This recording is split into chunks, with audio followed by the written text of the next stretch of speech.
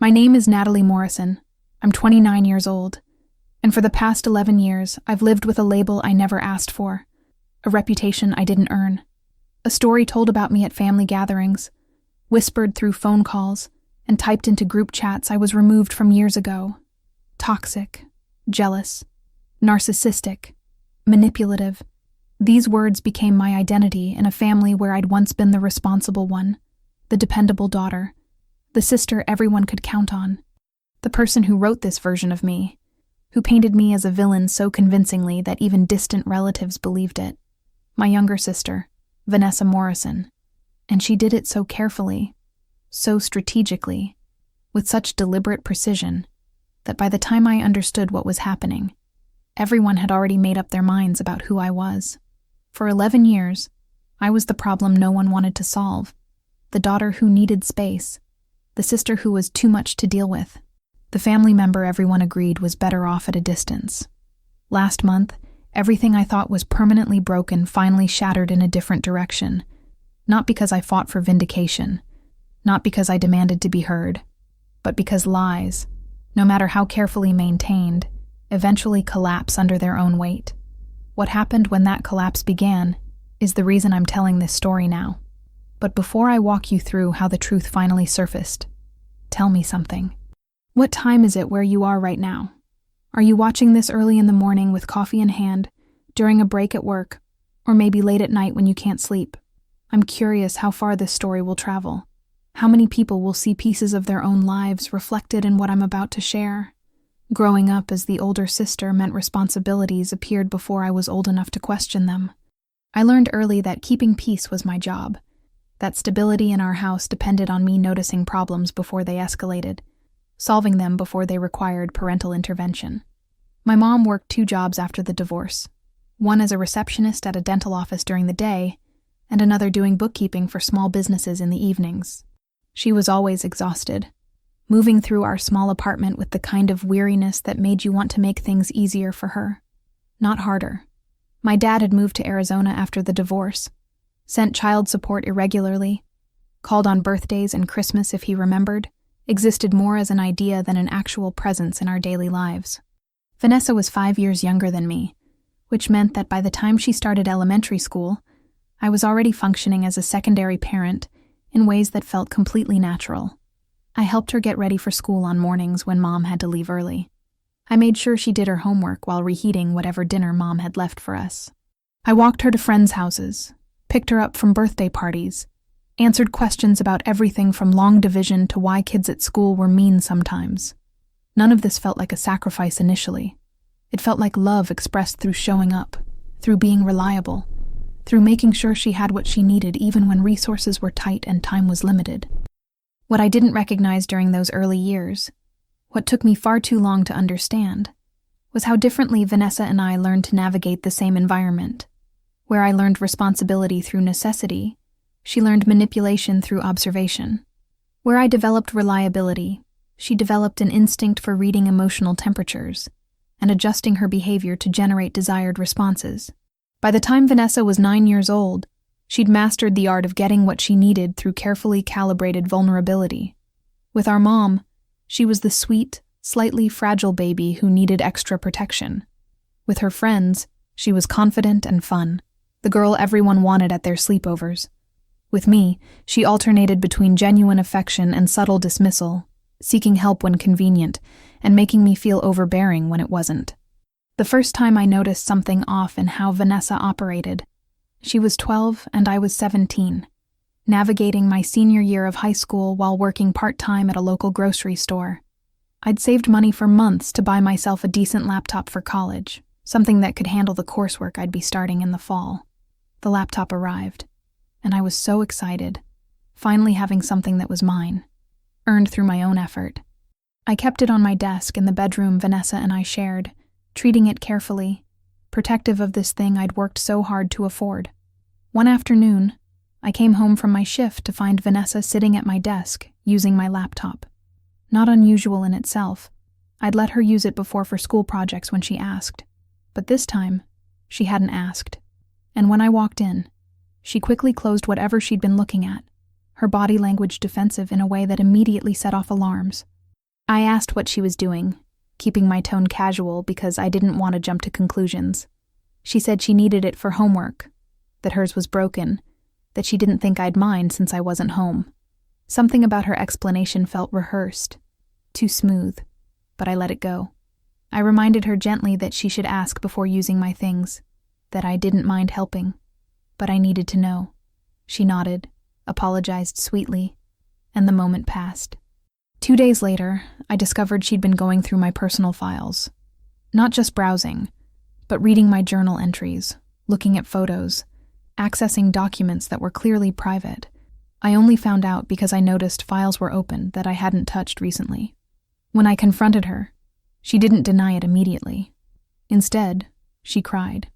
Not the angry, defensive crying of someone caught doing something wrong, but the sad, overwhelmed crying of someone who was hurting and just trying to understand something. She said she'd felt disconnected from me lately, that I was always busy with work and school, that she just wanted to feel close to me by understanding what I was thinking and feeling.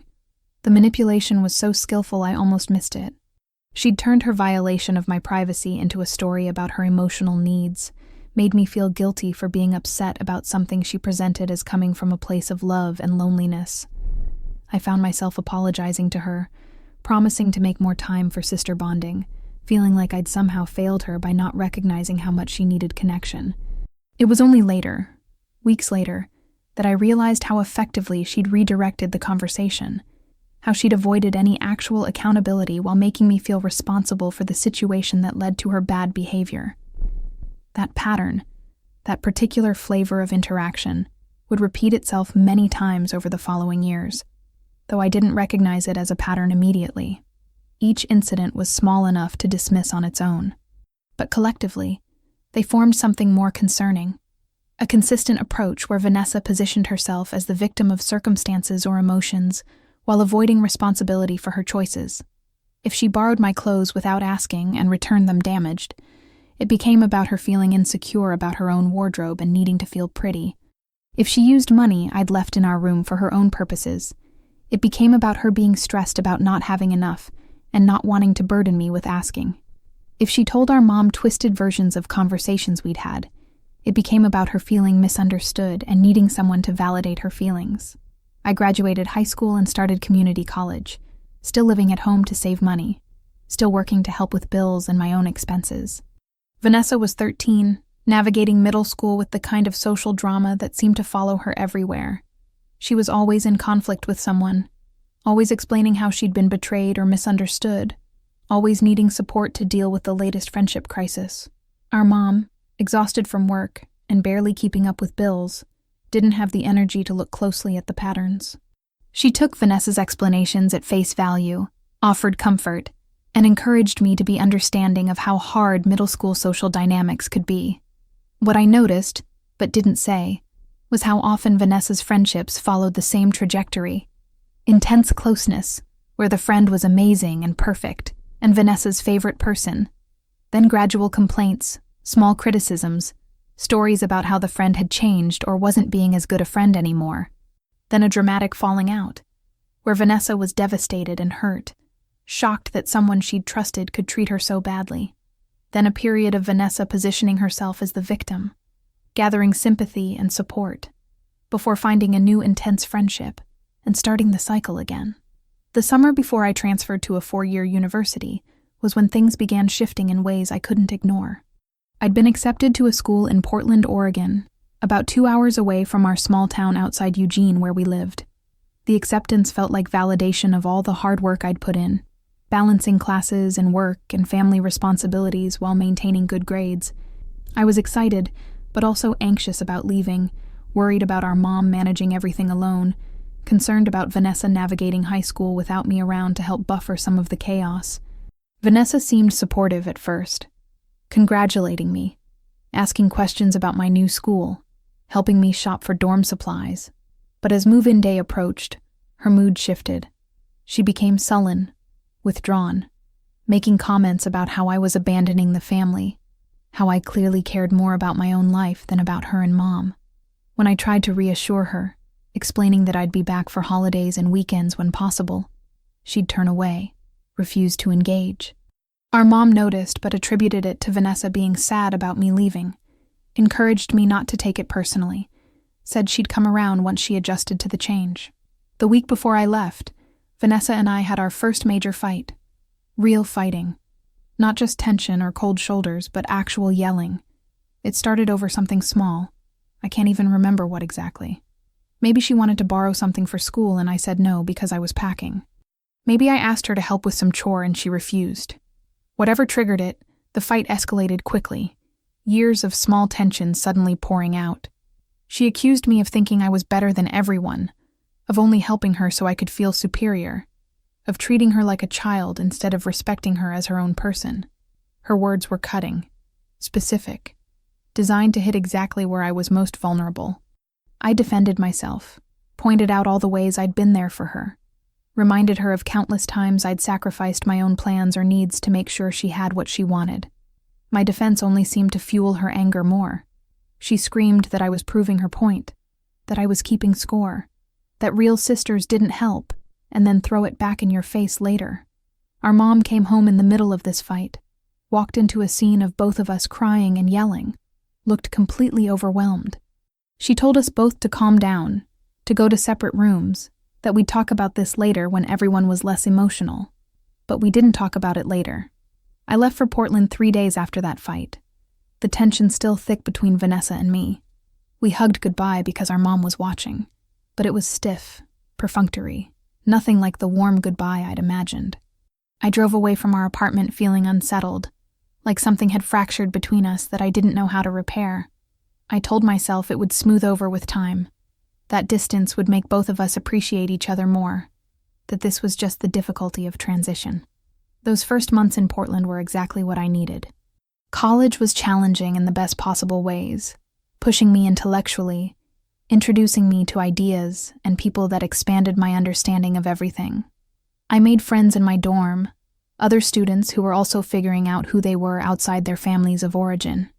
I joined a study group for my psychology classes, started volunteering at a women's shelter, found rhythms that felt purposeful and forward-moving. I called home regularly, talked to my mom about classes and work, asked about how things were going at home. The conversations were pleasant but surface level, neither of us going too deep into emotional territory. I tried calling Vanessa directly several times those first months. The calls went to voicemail more often than not.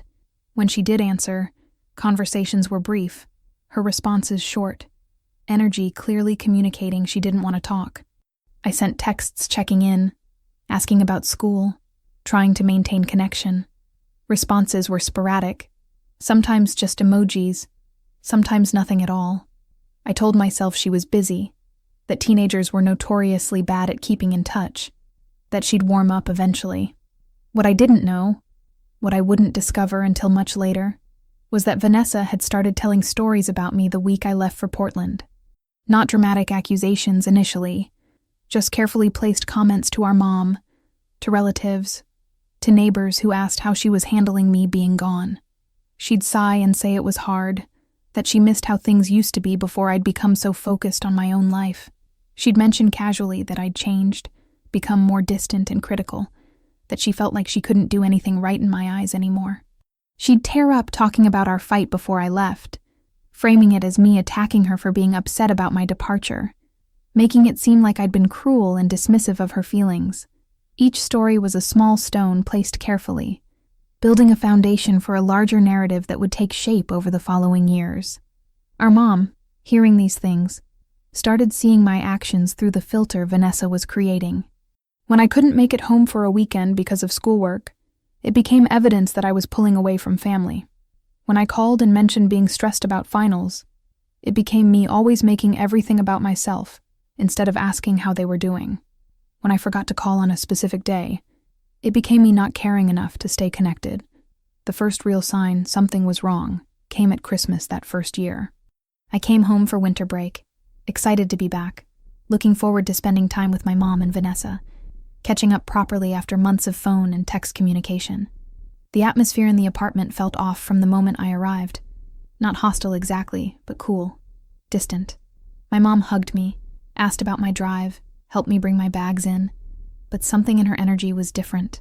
reserved where she'd usually been warm. Vanessa barely acknowledged my arrival. She was in our old shared room when I got there, on her phone, didn't look up when I came in. I tried greeting her enthusiastically, asking how she'd been, telling her I'd missed her. She mumbled something non-committal, kept looking at her phone. I tried a few more times to engage, but she remained distant, eventually leaving the room saying she had plans with friends. I stood there in our bedroom, surrounded by my old things mixed with her current life, feeling like I'd returned to a place I no longer belonged. Over that Christmas break, I tried everything to reconnect with Vanessa, suggesting we go to the movies, offering to take her shopping, asking if she wanted to get coffee and just talk. Every suggestion was met with excuses or outright refusal. When we were in the same room, she acted like I wasn't there, scrolling through her phone, having conversations with our mom that pointedly excluded me, leaving whenever I tried to join in. The rejection was obvious enough that even our mom noticed, though she tried to smooth it over, saying Vanessa was at a difficult age, that teenagers could be moody, that I shouldn't take it personally. But it felt personal. It felt specifically designed to hurt, to make me understand I was no longer welcome in her life in the way I'd been before.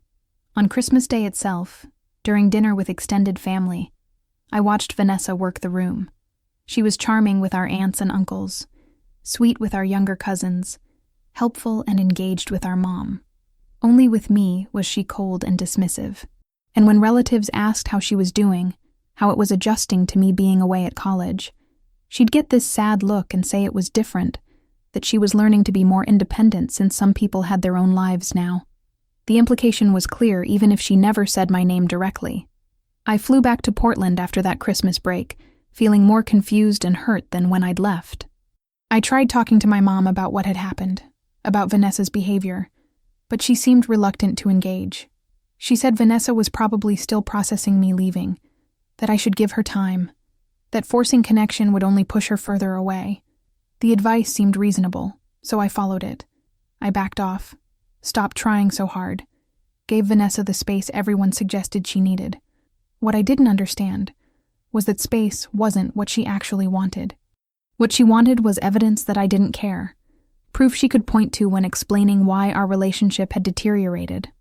Over the following months, my attempts to stay connected became less frequent.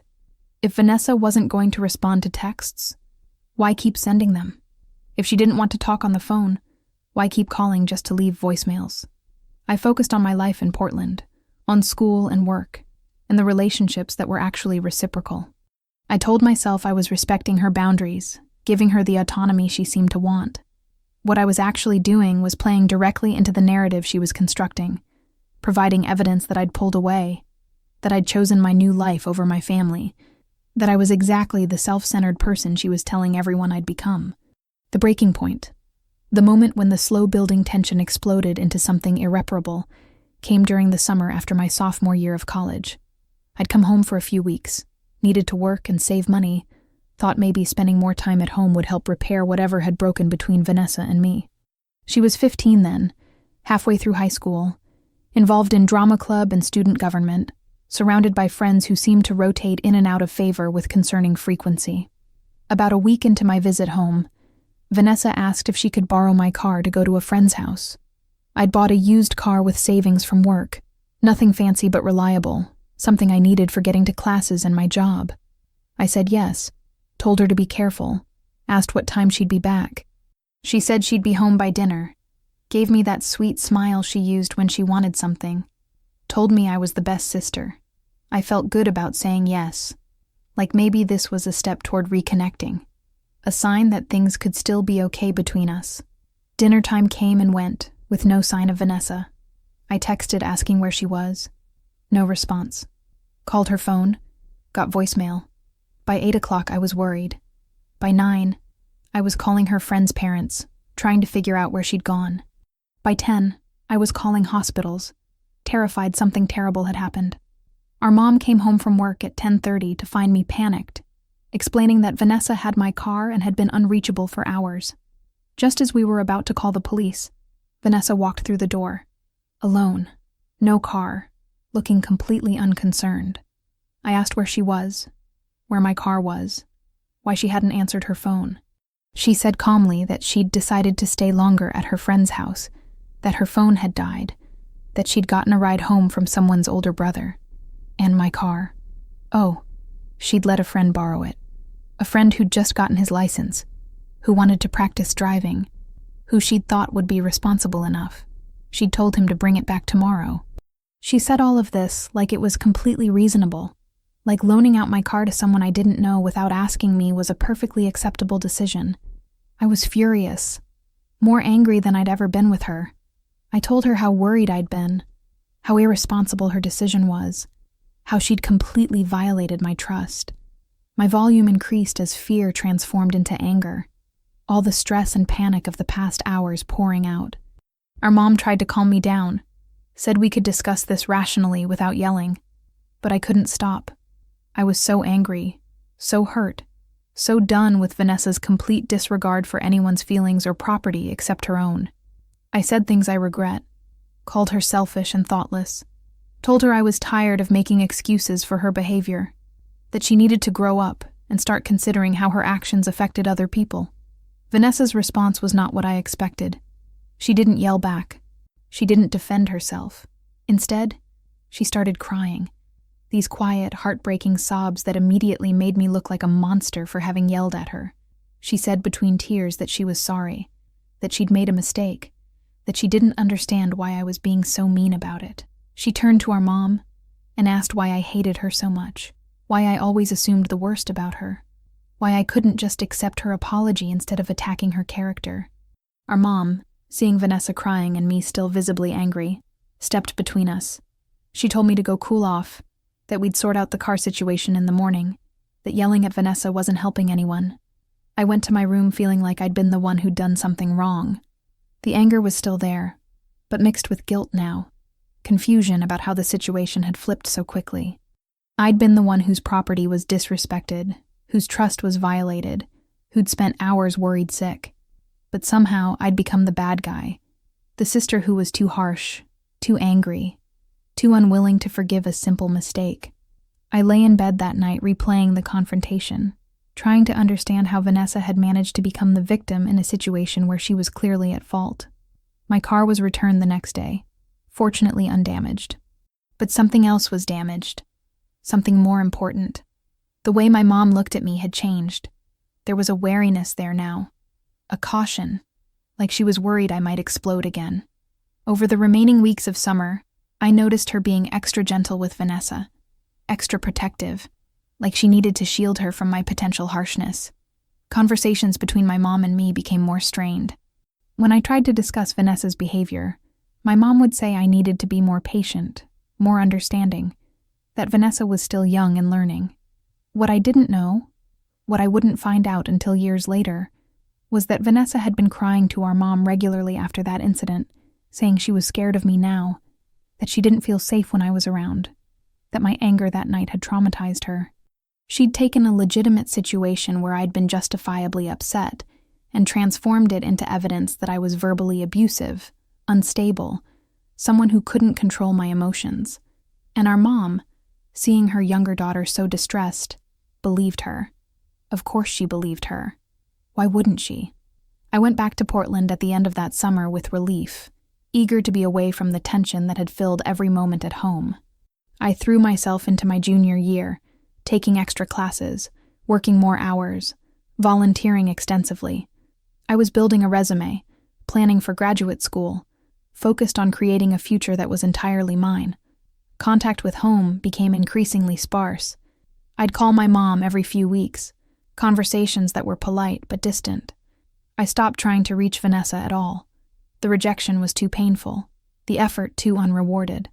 What I didn't realize was that my absence, my reduced contact, my focus on my own life, all of it was being used as evidence in the case Vanessa was building against me. Every missed call became proof I didn't care. Every short conversation became evidence I was only going through the motions.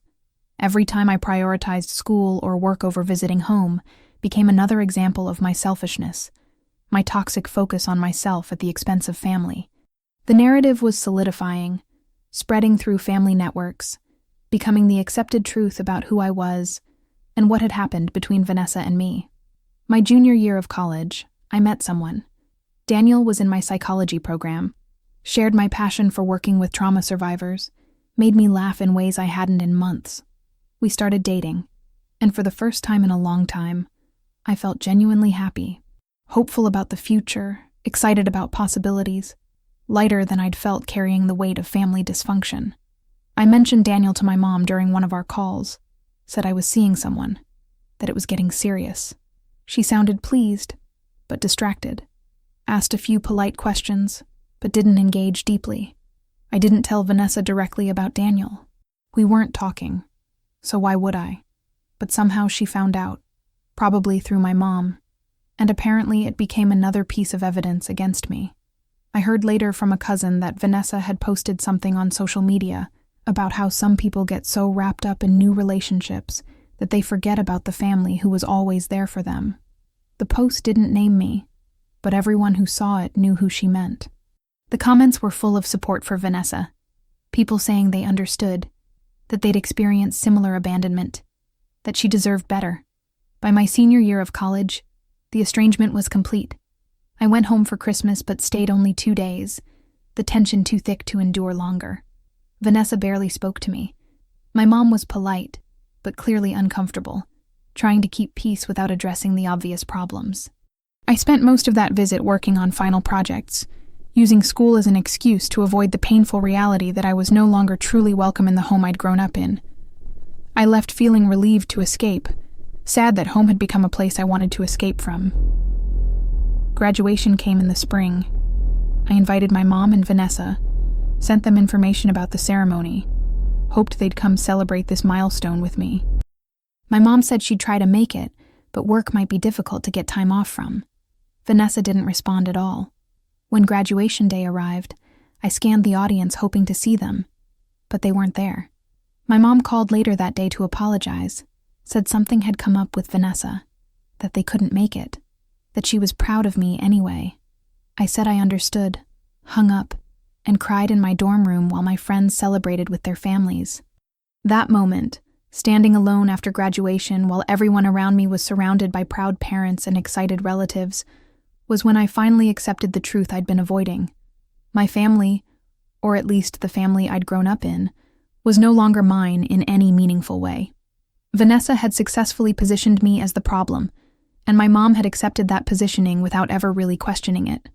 I could keep trying to fix something that maybe was never fixable, or I could start building a life that didn't require their approval or participation to be valid and meaningful.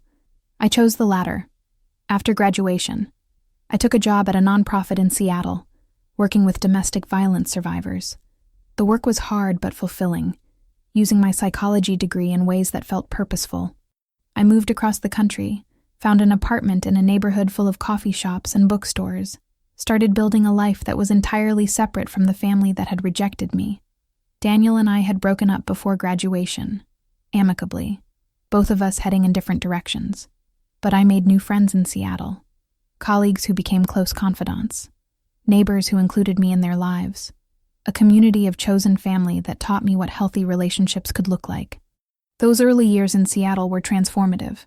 I started therapy with Dr. Patricia Williams, a woman in her 50s who specialized in family trauma and estrangement. At first, I went just to deal with work stress, the vicarious trauma that comes from hearing abuse stories all day. But therapy became more than professional development.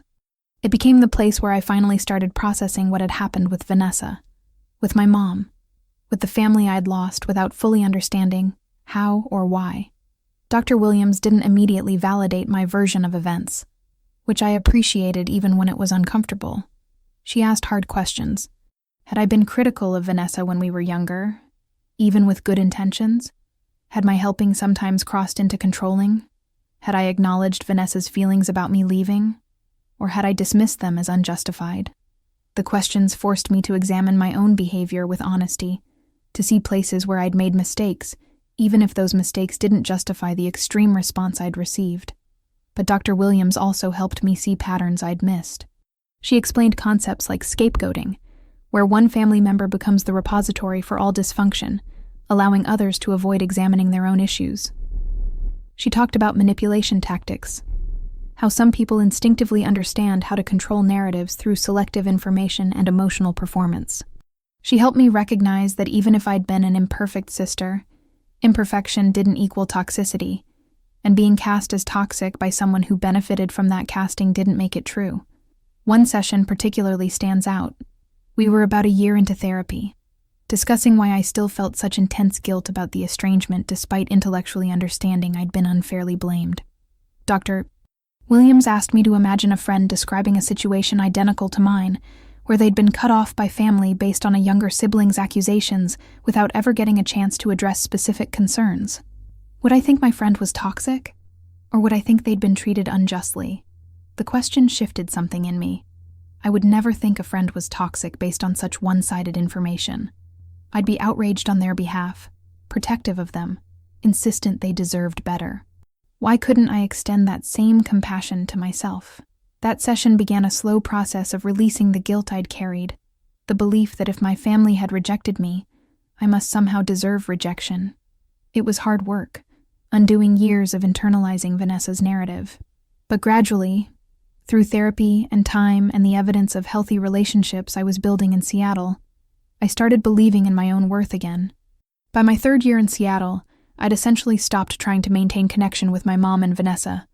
I sent cards on birthdays and holidays, kept communication open if they wanted to reach out, but I didn't chase them anymore. I didn't call regularly only to have conversations feel like pulling teeth. I didn't visit only to be made to feel unwelcome. I'd built a life I loved, filled with work that mattered, friends who valued me, hobbies that brought me joy. I dated occasionally. Nothing serious, but connections that reminded me I was capable of intimacy and trust. One particularly important friendship I developed was with a woman named Jenna, a colleague at the nonprofit who'd also experienced family estrangement.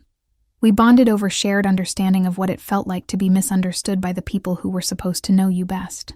Jenna had been cut off by her family for being gay, a different situation from mine, but similar in the pain of rejection. The confusion of being cast as the problem when you'd done nothing truly wrong. She taught me that family wasn't always about blood, that the people who showed up for you consistently, who knew your flaws and loved you anyway, who celebrated your successes and supported you through failures, those people were your real family, regardless of DNA. Jenna and I, along with a group of other friends who became my chosen family, created our own traditions. Friendsgiving dinners where everyone brought a dish and shared what they were grateful for. Birthday celebrations that were actually about the person being celebrated, not obligations or guilt. Holiday gatherings that were joyful instead of tense, full of laughter and genuine connection instead of walking on eggshells. These experiences showed me what I'd been missing, how relationships could be built on mutual care rather than historical obligation. During those middle years, I heard occasional updates about Vanessa through social media, through cousins I still followed who were connected to her. She'd graduated high school, gone to college in California, was studying communications or marketing or something that suited her skills at crafting narratives. Her social media presence was carefully curated, full of inspirational quotes about overcoming adversity, photos with friends who all looked generically happy, posts about self-care and setting boundaries with toxic people. The irony wasn't lost on me. She presented herself as someone who'd survived a difficult family situation, positioning herself as the wounded but resilient hero of a story where I was the villain. What I noticed, though others might have missed it, was a pattern in her online presence. Friends who appeared regularly in her posts would suddenly disappear, never to be mentioned again. She'd go through phases of posting about how hard it was to find genuine people, how she'd been betrayed again, how she was learning to protect her energy from those who didn't deserve it. To anyone paying attention, it was clear these falling outs happened repeatedly, frequently, with a consistency that should have raised questions. But to those in her inner circle at any given moment, each falling out seemed justified, evidence of her discernment rather than her dysfunction. By my 5th year in Seattle, I'd been promoted to a program director role at the nonprofit, overseeing multiple projects and supervising other staff. The work was demanding but rewarding, giving me purpose beyond my personal life. I'd also started a side practice providing consulting for other organizations working with trauma survivors, building expertise and reputation in my field. I bought a small house in a neighborhood I loved, Finally having a space that was entirely mine, something no one could take from me or make me feel guilty about having. My relationship with my mom during these years existed but was minimal. We spoke maybe once every 2 months, brief conversations that covered surface topics without going deeper. She'd ask about work, about whether I was dating anyone, about Seattle's weather. I'd ask about her job, her health, whether she needed anything. We never discussed Vanessa. We never addressed the estrangement. We never talked about what had broken in our family, or whether it could be fixed. The avoidance was mutual, both of us understanding at some level that opening those topics would require honesty neither of us was ready for. I didn't attend family gatherings during this time. Didn't go home for holidays. Didn't show up to cousins' weddings or baby showers. Didn't participate in the family text chains I was still technically included in, but never really part of. Each absence was noted, I'm sure, used as more evidence that I'd chosen to isolate myself, that I valued my new life over my family. But what they couldn't see, what they maybe didn't want to see, was that I was protecting myself. Every attempt to be included had resulted in rejection. Every effort to connect had been met with coldness. At some point, self-preservation required accepting loss, rather than continuing to pursue connection that only caused pain. The surprising thing about those years was how happy I became. Not despite the estrangement, but partly because of it. Without the constant undercurrent of family dysfunction, without the weight of never being good enough or always being somehow wrong, I flourished. My friendships deepened. My work became more impactful. I developed hobbies, took up hiking and photography, traveled to places I'd always wanted to visit. I learned what it felt like to be known and valued for who I actually was, not measured against impossible standards or someone else's narrative. I met someone during my 6th year in Seattle, a man named Alex who worked as a social worker. We met at a community event, started talking about the difficulties and rewards of trauma work, ended up getting coffee that turned into a several-hour conversation. We started dating slowly, both of us cautious from previous relationships that hadn't worked out. But there was an ease with Alex, a feeling of being seen and appreciated that I'd rarely experienced. He knew about my family situation. I'd learned not to hide it from people I was dating, and his response wasn't to try to fix it or to judge me for it. He simply acknowledged that it sounded painful and that he was sorry I'd experienced it. What made Alex different from others I'd dated was his consistency. He didn't love bomb me early on only to pull back later. He didn't make grand gestures to prove his feelings. Instead, he showed up reliably, communicated clearly, respected boundaries I set, and expected me to respect his boundaries in return. He got along well with my friend group, integrated easily into the chosen family I'd built. When we had disagreements, we talked about them directly, rather than letting resentment build. It was the healthiest relationship I'd ever been in, evidence that I was capable of building something good even if my family relationships had failed. By year 7, Alex and I had moved in together, blending our lives in ways that felt natural rather than forced. We adopted a rescue dog, a sweet but anxious pit bull mix named Luna, who'd been through her own trauma and needed patience and consistency to feel safe. Taking care of Luna together, working through her behavioral issues, celebrating her progress, it felt like practice for bigger commitments we were both starting to consider. Life was good, not perfect. I still carried the sadness of family estrangement, still had moments of grief about relationships that couldn't be repaired. But overall, life was full and meaningful in mine. What I didn't know during all these years was that things were unraveling for Vanessa in ways that would eventually impact everyone. She'd graduated college, but had been through several jobs, each ending with stories about terrible bosses or toxic work environments or colleagues who'd betrayed her trust. She'd moved back home with our mom for a while, then moved to San Francisco, then back home again, each move accompanied by dramatic stories about why the previous situation had become untenable. Her friend group cycled constantly.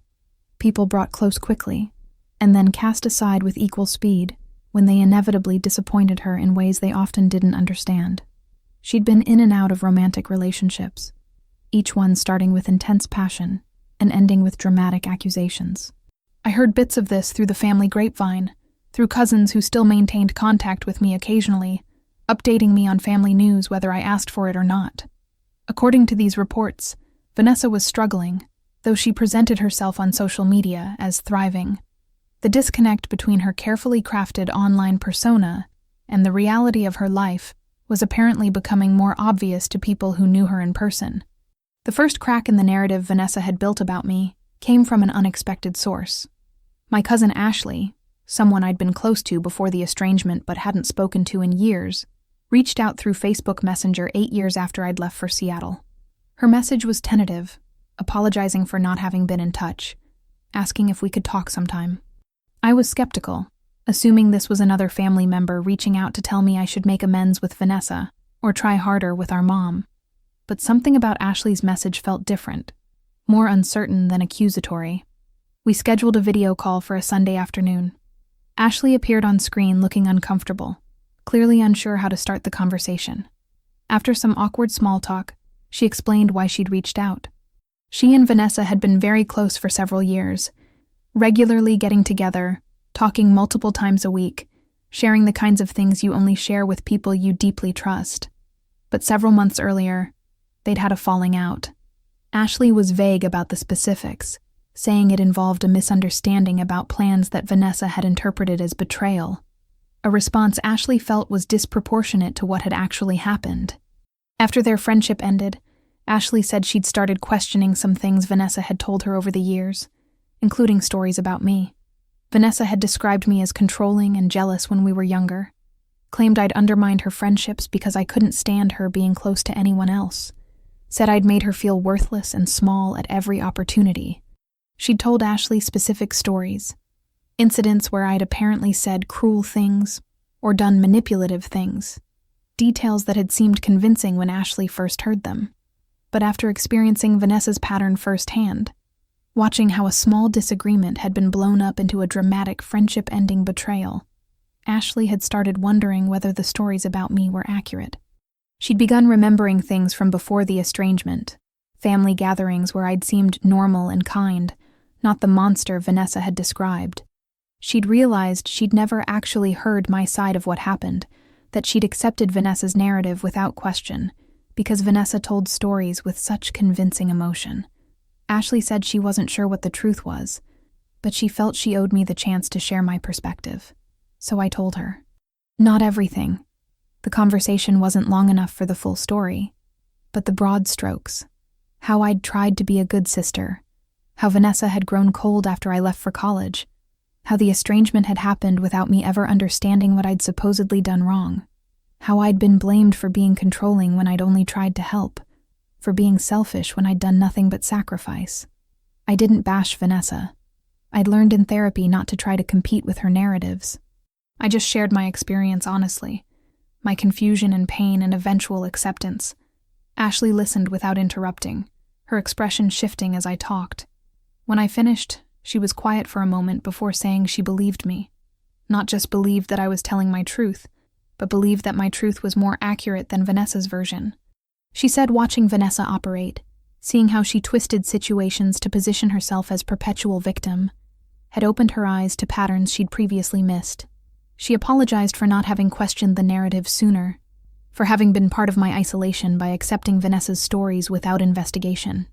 That conversation didn't fix everything, but it was significant.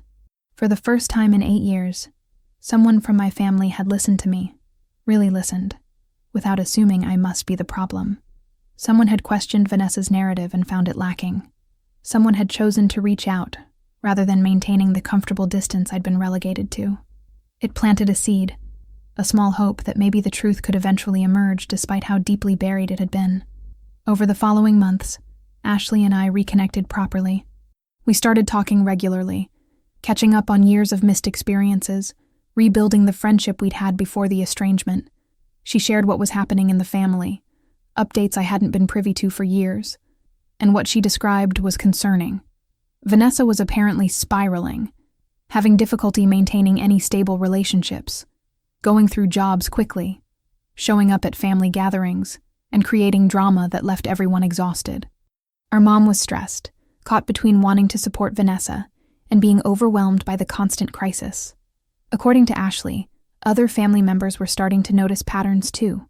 Vanessa's tendency to fall out with people dramatically and frequently, Her need to be the center of attention, positive or negative, her ability to generate sympathy while never quite examining her own role in recurring problems. People were beginning to whisper, nothing open or direct, but quiet questions about whether Vanessa might be the common denominator in all her relationship failures. The narrative was cracking, slowly, not in obvious ways, but in subtle shifts of perspective. The real turning point came in my 9th year in Seattle, 8 years after the estrangement had solidified. My mom called on a weekday evening, which was unusual. We typically stuck to our scheduled monthly calls on Sunday afternoons, brief updates that maintained minimal connection. When I answered, she sounded different, tired in a way that went beyond physical exhaustion, carrying the kind of weariness that comes from finally seeing something you've been avoiding for years. She said she needed to talk to me about something important, asked if I had time for a real conversation. I told her yes, feeling anxiety rise but also curiosity. She started by saying she'd been doing a lot of thinking lately, prompted by things happening with Vanessa. She didn't elaborate on what specifically was happening, but she said she'd started questioning some of the things Vanessa had told her over the years, stories about our childhood and our relationship that my mom had always accepted as truth. What followed was one of the most difficult but important conversations of my life. My mom said she'd watched Vanessa go through multiple friendships and relationships in recent years, each ending with Vanessa claiming she'd been mistreated or betrayed. She'd seen patterns of behavior that were concerning, ways Vanessa twisted situations to avoid accountability, how she positioned herself as victim, even in circumstances where she was clearly at fault. And these observations had made my mom wonder whether something similar had happened with our relationship, whether she'd believed Vanessa's version of events without adequately considering that I might have a legitimate different perspective. She said she'd gone back and looked at old journals from the years of the estrangement, entries where she'd written about both of us, trying to understand what had gone wrong. Reading those entries now, with different eyes, she could see how she'd accepted Vanessa's framing without question, how every incident had been filtered through Vanessa's emotional response rather than examined for objective facts, how she'd allowed Vanessa's tears and distress to override her own observations of my character and behavior. My mom didn't exactly apologize, not directly, but she acknowledged she'd handled things badly. She said she'd thought she was being neutral by not taking sides, but she recognized now that accepting Vanessa's narrative without requiring evidence was a form of taking sides. She said if I was willing, she wanted to work on rebuilding our relationship, wanted to understand what these years had been like from my perspective, wanted to be the mother she should have been all along. I didn't know how to respond at first. This was something I'd wanted for so long, acknowledgement that I'd been treated unfairly, willingness to reconsider the accepted story, but I'd also built walls around that wanting, protecting myself from hoping for something that might never come. The idea of letting those walls down, of making myself vulnerable again to someone who'd hurt me so deeply, was terrifying. I told my mom I needed time to think about what rebuilding might look like, that I couldn't just immediately trust her after so many years of being shut out. We agreed to talk again the following week, and she said she understood if I wasn't ready, that she'd wait as long as I needed. That conversation sent me into therapy overdrive. Dr. Williams and I spent several sessions processing what it meant that my mom was reaching out, what I wanted from a renewed relationship with her, what boundaries I needed to protect myself. The work was hard, requiring me to examine my own fears and hopes, to get clear on what reconciliation could realistically offer and what it couldn't. I couldn't get back the 8 years I'd lost. My mom's acknowledgement didn't undo the pain of missing graduations and milestones alone, but it offered something valuable, the possibility of being known by my mother again, of having her see me accurately rather than through the distorted lens Vanessa had created. Alex was incredible during this time, listening to me process endlessly, offering perspectives without trying to tell me what to do, supporting whatever decision I made. My friend group rallied too, reminding me that whatever happened with my biological family, I had people who loved me unconditionally, who'd already proven they'd be there through difficulty. That foundation of support made it possible to consider opening to my mom again, knowing I wasn't dependent on her acceptance for my sense of worth or belonging. Over the following months, my mom and I talked regularly. Really talked. Not the surface-level check-ins we'd been doing, but actual conversations about feelings and experiences and the years we'd lost. She asked about my life in Seattle, about my work and friends and relationship with Alex, genuinely interested in understanding who I'd become in my adult years. I told her about therapy, about the process of healing from estrangement, about building chosen family and learning what healthy relationships look like. I also told her about the pain, about graduations and holidays spent alone, or with friends who weren't blood family, about wondering what I'd done to deserve rejection. My mom shared what those years had been like from her perspective, how worried she'd been about both of us, how exhausting it had been managing Vanessa's constant crises, how guilty she felt now realizing she'd enabled behavior that had hurt me deeply. She described watching Vanessa struggle and not knowing how to help without making things worse. She talked about her own childhood, about patterns she'd learned about keeping peace at any cost, about how those patterns had made her vulnerable to manipulation she should have recognized. These conversations were difficult, but necessary. We weren't just talking about current connection, but processing years of accumulated hurt and misunderstanding. It couldn't be rushed. Trust had to be rebuilt slowly, through consistency rather than grand gestures. My mom didn't pressure me to reconcile with Vanessa, didn't suggest I should forgive and forget, didn't minimize what had happened. That restraint meant everything, showed she was actually hearing me rather than just trying to restore a version of family that had never really worked. About 10 months after my mom first reached out, she asked if I'd be willing to come home for Thanksgiving. Not to see Vanessa, she made that clear, but to spend time with her and a few close relatives who'd expressed wanting to reconnect with me. She said Vanessa would be spending Thanksgiving with friends, that I wouldn't have to worry about encountering her, that this visit could be entirely about rebuilding relationships with people who wanted to know me again. The invitation came with no pressure. My mom emphasized I could decline without it affecting our renewed relationship, but she hoped I'd consider it. I talked it over with Alex, with Jenna, with Dr. Williams. The idea of going back home after 9 years was daunting. So much had happened. So much had changed.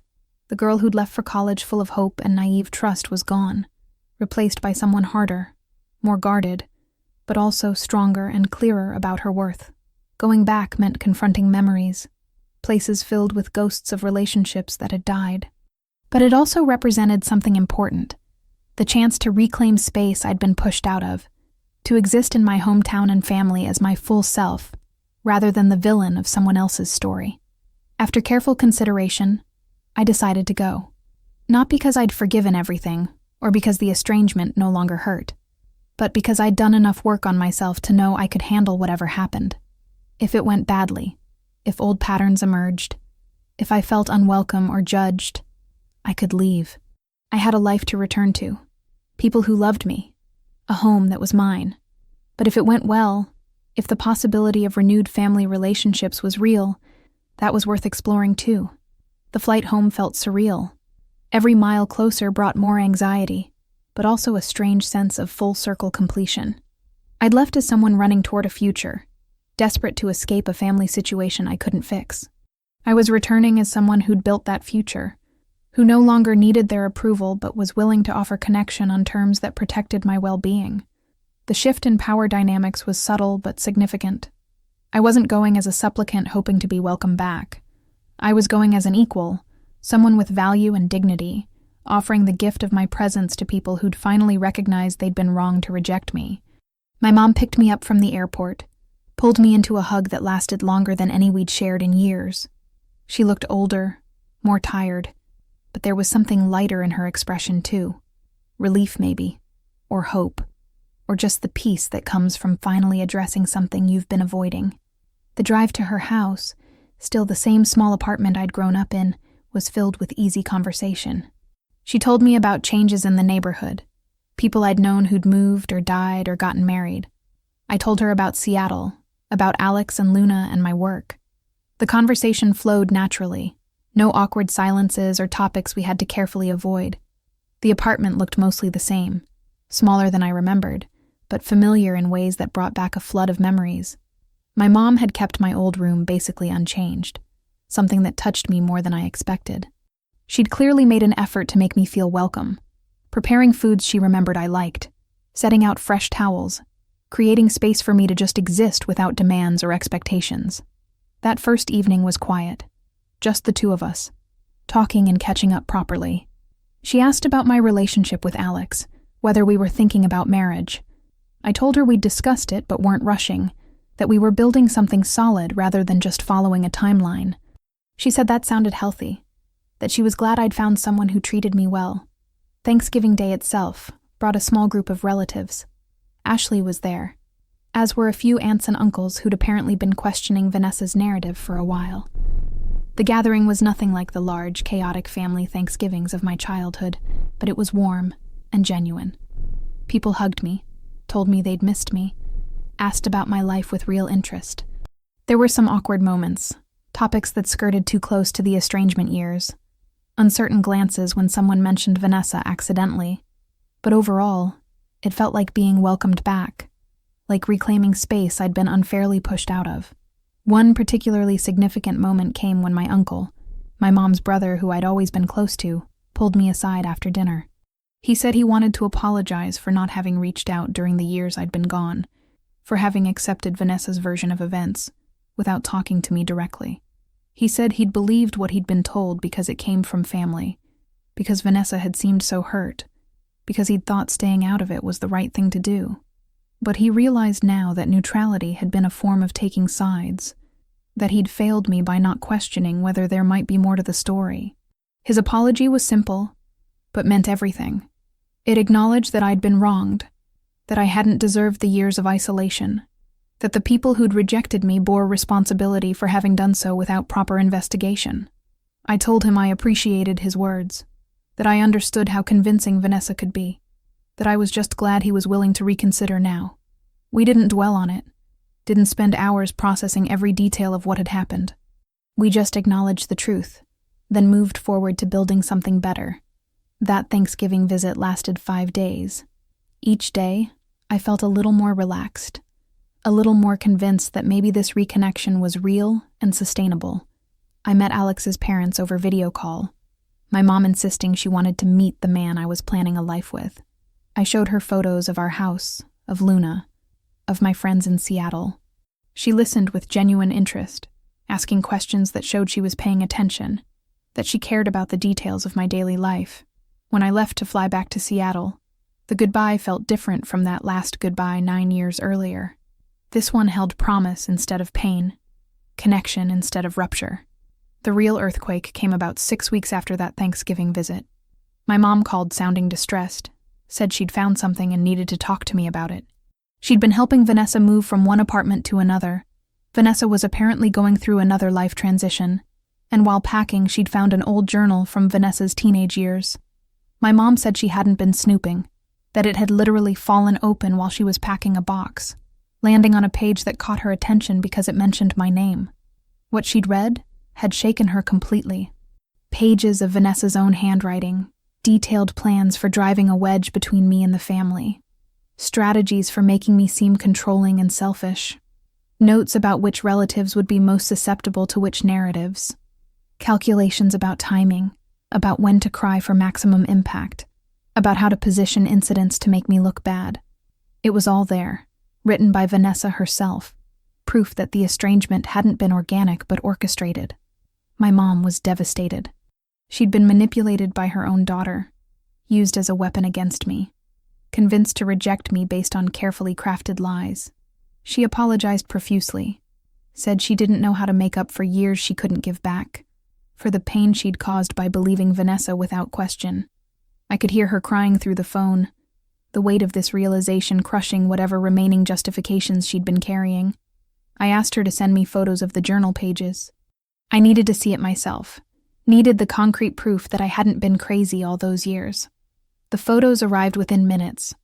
Reading Vanessa's handwriting describing exactly how she planned to isolate me, seeing her strategize about turning family members against me, witnessing her self-awareness about the manipulation she was enacting, it broke something open in me. I cried, really cried, for the first time in years about the situation. Not just sad tears, but tears of validation, of rage, of grief for my younger self who'd been so confused and hurt. But alongside the pain was relief. Overwhelming, liberating relief. I hadn't been wrong about my intentions.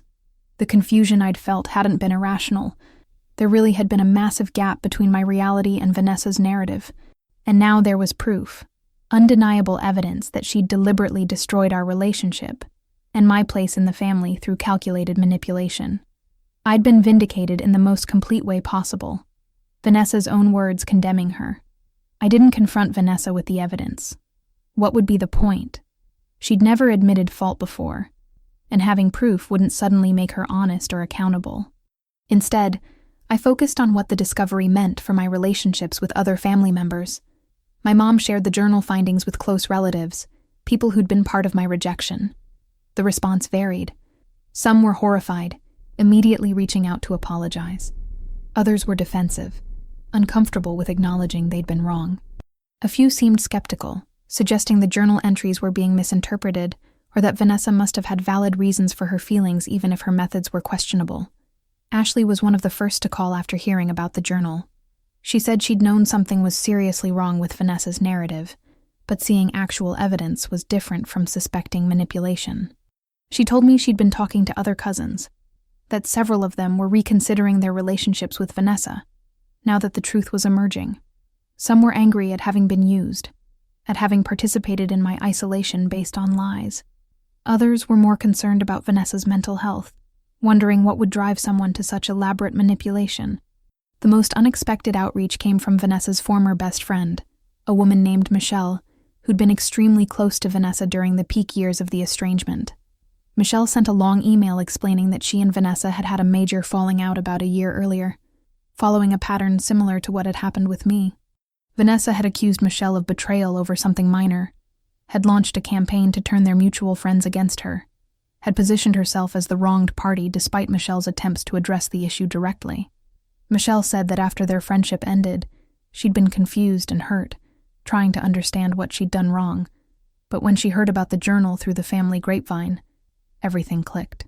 She realized she hadn't done anything wrong, that she'd been subjected to the same pattern of manipulation I'd experienced. She apologized for having believed Vanessa's stories about me years earlier, said she wished she'd been more skeptical, that she was sorry for having been part of my isolation even indirectly. These apologies from various people were validating but also complicated. Part of me wanted to be gracious, to accept their apologies and move forward without dwelling on the past. But another part of me was angry, frustrated that it had taken Vanessa's own written confession for people to believe I might have been treated unfairly. Why hadn't they questioned the narrative sooner? Why hadn't anyone thought to hear my side before casting me as the villain? The anger was legitimate, something Dr. Williams helped me process without judgment, acknowledging that I had every right to be furious even as I worked toward forgiveness. As news of the journal spread through the family, the narrative about me shifted dramatically. People who hadn't spoken to me in 9 years suddenly wanted to reconnect. Relatives started inviting me to events, including me in group texts, acting like the estrangement had been a collective mistake rather than something they'd actively participated in. The sudden change was disorienting, forcing me to decide how I wanted to handle these renewed relationships. Who deserved my trust? Who had apologized meaningfully? Versus who was just following the new acceptable narrative? Who was actually interested in knowing me? Versus who just wanted to avoid being on the wrong side of family opinion? I approached these decisions carefully, with input from Dr. Williams and my chosen family. I didn't automatically trust everyone who reached out. Trust had to be earned through consistency, through people demonstrating they'd actually changed how they evaluated information and made judgments. Some relatives made genuine efforts, asking how they could repair damage, listening when I explained what the estrangement had been like, accepting accountability for their role, even when it was uncomfortable. Those relationships I slowly opened to, testing the waters before diving in fully. Others seemed more interested in being seen as reconciling with me than actually building relationship. They wanted quick forgiveness without doing the work of understanding what they'd forgiven for. They wanted me to move past it, to not dwell on negative history, to just be grateful that people were accepting me again. Those relationships, I kept at arm's length. I responded politely but didn't invest deeply, didn't trust them with vulnerable parts of myself, didn't pretend everything was fine when fundamental issues remained unaddressed. The question of what to do about Vanessa hung over everything. My mom wanted to confront her about the journal, to demand explanation and accountability. Other relatives thought Vanessa needed serious mental health intervention, that her behavior suggested deeper psychological issues. Some thought we should all just distance ourselves from her, protecting ourselves from further manipulation. Everyone had opinions about what should happen, and most of them involved me somehow, as if I had responsibility to manage the situation despite being the one most hurt by it. I chose to do nothing, not because I forgave Vanessa or because I thought she deserved protection, but because engaging with her, even to confront her with evidence of her manipulation, gave her power and attention she didn't deserve. She'd spent years making me the center of her victim narrative. I wasn't going to let her make me the center of her victimhood again, this time with her positioned as the exposed manipulator everyone was rallying against. My best revenge was indifference, building a life so full and meaningful that whether Vanessa acknowledged her behavior became irrelevant. This decision wasn't easy or satisfying in the way confrontation might have been. Part of me wanted to watch her face when confronted with her own words, wanted her to be forced to acknowledge what she'd done, wanted some dramatic scene where she had to admit guilt publicly. But I'd learned through years of therapy that those movie moments rarely happen in real life, and when they do, they're rarely as satisfying as imagined. Vanessa would either deny the journal entries' significance, claim they were taken out of context, or position herself as the real victim, someone whose pain had driven her to desperate measures. Any confrontation would just feed her need for attention and centrality. Instead, I focused on building relationships with family members who genuinely wanted to know me, while maintaining the life I'd created in Seattle. My mom and I continued growing closer, talking regularly, planning visits back and forth. She came to Seattle for a week, met Alex and Luna properly, spent time with my friends, saw the life I'd built for myself.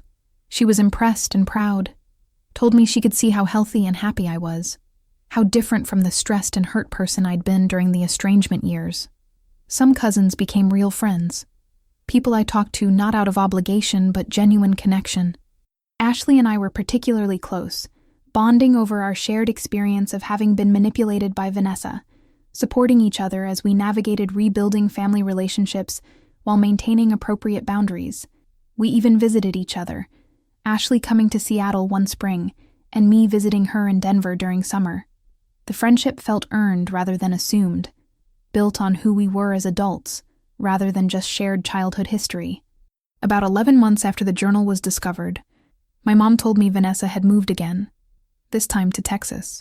Apparently she was starting over, pursuing some new opportunity, leaving behind the damaged relationships in Oregon and California. My mom hadn't seen much of her in recent months, said their relationship had become strained after the journal discovery. Vanessa had initially denied the entries meant what they seemed to mean, claimed she'd been processing difficult feelings, and that writing those things had been a form of therapy. When my mom didn't accept that explanation, Vanessa had grown angry, accused her of betraying her by sharing private thoughts, threatened to cut her off if she didn't stop taking Natalie's side. My mom had held firm, surprisingly.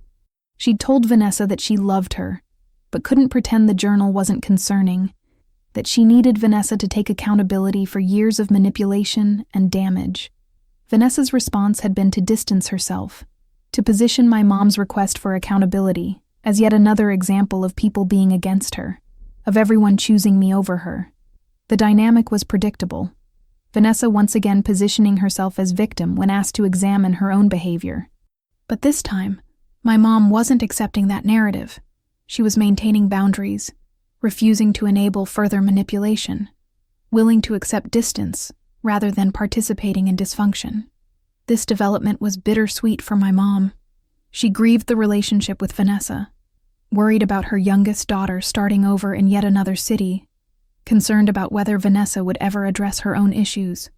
But she also recognized that you can't help someone who won't acknowledge they need help, that protecting herself from manipulation wasn't abandoning Vanessa, but setting necessary limits. Watching my mom navigate this was interesting, seeing her apply lessons learned from how she'd handled me to how she approached Vanessa now. It didn't undo the past, but it showed growth, evidence that people could change even after years of established patterns. Today, almost a year after the journal was discovered and nearly 11 years since the estrangement began, my life looks completely different from what 18-year-old me could have imagined. I'm still in Seattle, still working with trauma survivors, still building a career that feels meaningful and impactful. Alex and I got engaged a few months ago, planning a wedding for next summer that will include my mom and several relatives I've reconnected with.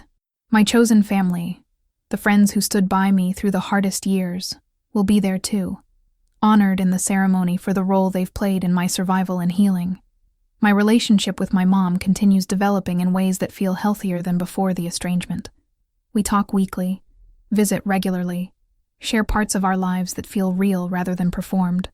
She's in therapy now, working through her own patterns that contributed to the dysfunction, making amends where possible while accepting that some damage can't be completely repaired.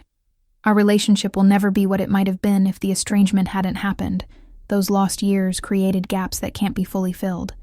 But what we're building now is solid, based on honesty and mutual respect, rather than unexamined obligation. I have limited contact with extended family, maintaining connection with relatives who've demonstrated genuine change while keeping distance from those who haven't. Some family gatherings I attend, others I skip, no longer feeling obligated to show up just because of shared DNA. The freedom to choose which relationships deserve my energy has been one of the most valuable lessons from this whole experience. Family isn't automatically healthy just because it's family, and protecting yourself from toxic dynamics isn't selfish. It's necessary. As for Vanessa, I have no contact with her and no plans to change that. I don't hate her, which surprises me sometimes. I don't wish her ill or take pleasure in hearing about her struggles, but I also don't feel obligated to give her access to my life, to offer forgiveness she's never asked for, to pretend we can have a sibling relationship after what she did. Maybe someday she'll do the work of addressing her own issues, of genuinely taking accountability, of becoming someone capable of healthy relationships. But that work is hers to do, not mine to facilitate. Some people find this resolution unsatisfying. They want a clean ending, dramatic confrontation followed by heartfelt apology and restored relationship. They think holding boundaries means I haven't really healed, that true healing requires forgiving and reconciling with everyone. But I've learned that healing doesn't mean pretending damage didn't happen, or making yourself vulnerable to people who've proven they'll hurt you. Healing means building a life where past damage doesn't control your present, where you're so solid in your own worth that others' false narratives can't shake you. The most important thing I've learned through all of this is that you can't control what people believe about you, but you can control whether you internalize their beliefs.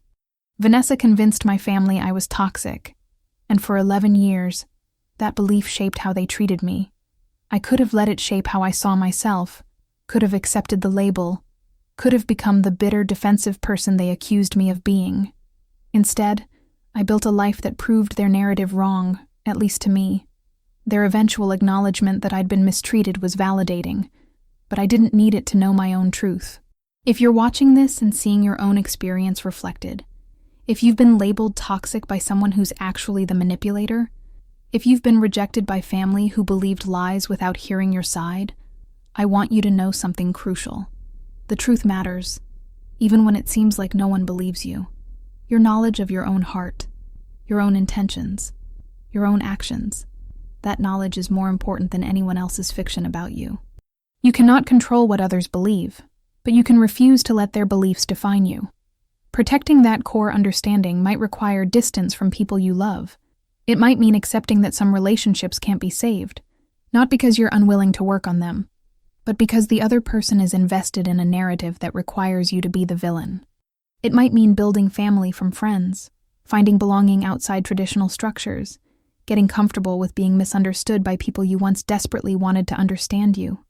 That work is hard and lonely, and sometimes feels impossible. But on the other side of that difficulty is something incredibly valuable, the unshakable knowledge of who you actually are, separate from anyone's narrative about you. That knowledge, earned through years of sitting with confusion and pain without letting it twist you into someone you're not, is worth more than any reconciliation built on accepting lies for the sake of peace. I've been called toxic by my sister, rejected by family who believed her, isolated for years based on carefully crafted manipulation. But I never became the person she described. That's not pride or stubbornness. It's just truth. I don't know what happens next for me and my family. My mom and I are building something good, but it's still fragile, still being tested by time and circumstance.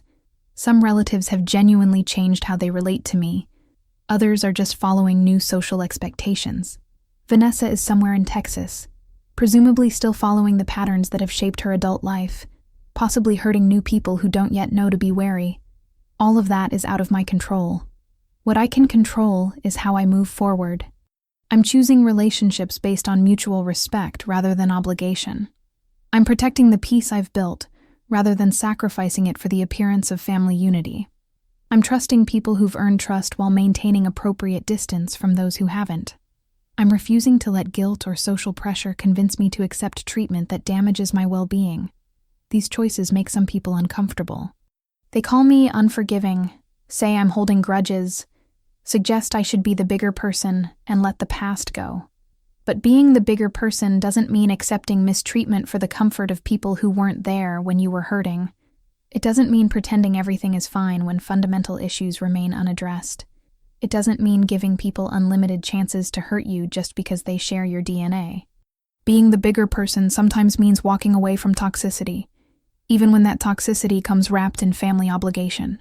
It means protecting what you've built, even when others call that protection selfishness. It means choosing truth over peace, boundaries over belonging, wellness over the appearance of family harmony. Before I finish this story, I want to acknowledge something.